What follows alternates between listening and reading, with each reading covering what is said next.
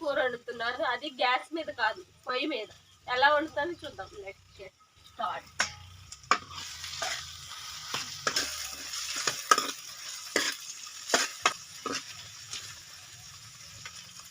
First of all మిర్చి onions కోసి ఇట్లా ఫ్రై చేసుకోవాలి.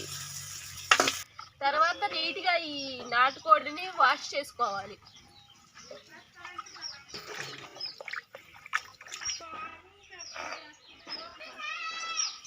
అని దీంట్లో వేసుకోవాలి. ఈ మాంసాన్ని మొత్తం దీంట్లో వేసుకోవాలి.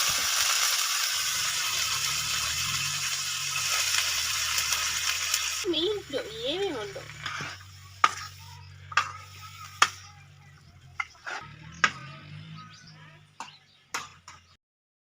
పేస్ట్, ధనియాల పొడి, దాల్చిన చెక్క పొడి వేసుకొని ఈ 3 దీంట్లో వేయాలి. ఇట్లా కుక్ చేసుకో. ధనియాల పొడి, చెక్క, లవంగం పొడి, ఈ 3 వేసుకోవాలి.